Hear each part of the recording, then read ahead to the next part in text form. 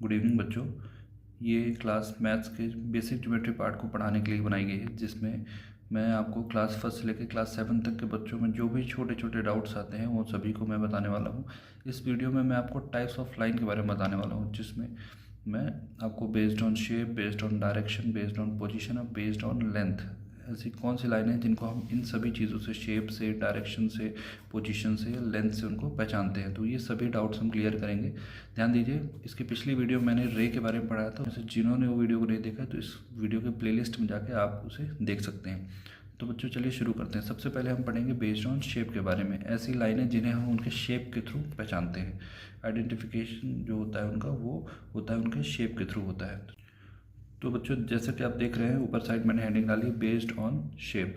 जो लाइनें अपने शेप पे बेस्ड होती हैं, जिनको हम शेप के थ्रू उनको पहचानते हैं। तो सबसे पहले आती है आपके पास straight line. Straight line is a line without bending.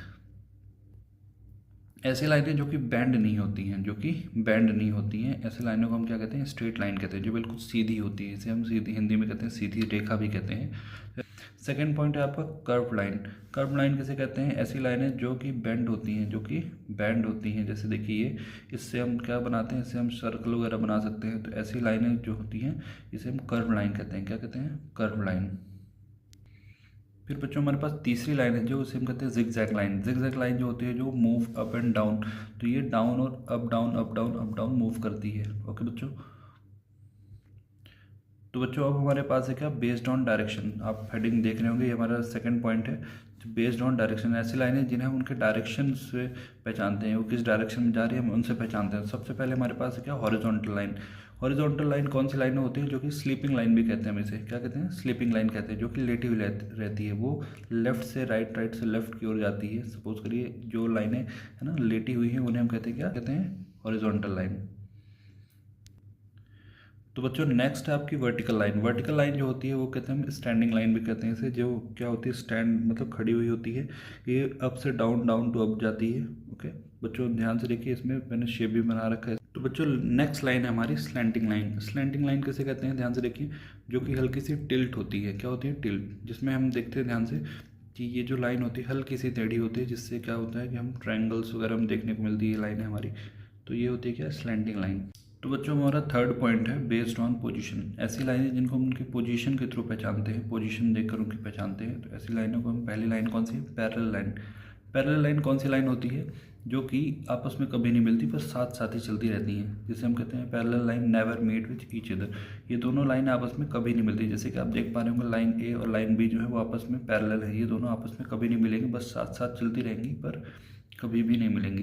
ध्यान से देखिए, पैरेलल लाइन को लिखने का तरीका ये है, ए पैरेलल बी। ऐसे लिख सकते हैं, ए पैरेलल बी। ओके, ये लिखने का तरीका है इसको। बच्चों हमारी नेक्स्ट लाइन है क्या? Intersecting line. इंटरसेक्टिंग लाइन किसे कहते हैं? ध्यान से देखिए, intersecting line meet at a point with each other. मतलब ऐसी लाइनें जो कि एक दूसरे से कहाँ मिलती है? एक पॉइंट में आकर मिलती है और एक ही बार मिलती हैं, उसे हम कहते हैं इंटरसेक्टिंग लाइन। इंटरसेक्टिंग लाइन को लिखने का तरीका ये है कि ए बी, ध्यान से देखिए लाइन का साइन बना हुआ है इसमें। मैंने आपको एक वीडियो, वो पार्ट 2 में मैंने आपको बताया था कि लाइन का साइन ये होता है। तो line A B intersect line C D at point M. Point M में आके इसको क्या कर रही है? इंटरसेक्ट कर रही है। कौन सी? Line A B line C D को कहाँ पे आके इंटरसेक्ट कर रही है? पॉइंट एम में आके इंटरसेक्ट कर रही है। तो बच्चों ये समझ में आया आपको? इंटरसेक्टिंग लाइन कहते हैं इसे। तो बच्चों हमारी नेक्स्ट लाइन है क्या? Perpendicular line. परपेंडिकुलर लाइन कौन सी होती है? जो कि हमारी मिलती है आपस में, एक ही बार मिलती है, इंटरसेक्टिंग लाइन की तरह एक ही बार मिलती है एक पॉइंट में आके। बट यहाँ पर क्या होती है कि 90 डिग्री का एंगल बनाती है। जहाँ पर मिलती है आप आकर वहाँ पे 90 डिग्री एंगल बनाती है। इसे हम कहते हैं क्या? Perpendicular line. परपेंडिकुलर लाइन में ध्यान से देखिए, ये इसको लिखने का तरीका ये है, परपेंडिकुलर का साइन है ये लाइन। बच्चों लास्ट पॉइंट है हमारा बेस्ड ऑन लेंथ। तो बेस्ड ऑन लेंथ के बारे में हम पहले ही पार्ट 2 वाले वीडियो में हम पढ़ चुके हैं, जिसमें आती है फर्स्ट पॉइंट, फर्स्ट लाइन इसकी लाइन, सेकंड लाइन है लाइन सेगमेंट, और थर्ड है क्या? रे। तो इन तीनों के बारे में हम पहले ही पढ़ चुके हैं। तो इनको आप डिटेल वीडियो है हमारा पार्ट 2 और पार्ट 3 और पार्ट 4, जिसे आप देख लेंगे तो आपको ये तीनों लाइनें डिटेल में आपको समझ में आ जाएंगी। ये तीनों बहुत इंपॉर्टेंट लाइनें, हालांकि सारी लाइनें बहुत इंपॉर्टेंट है, पर ये तीनों लाइनें जो है इसको आप पढ़ेंगे तभी, क्योंकि ये लाइन आपकी आती है आपकी एंगल बनाने में, ये लाइन आती है आपकी यूज़ में शेप बनाने में। तो देखते रहिए इस वीडियो को।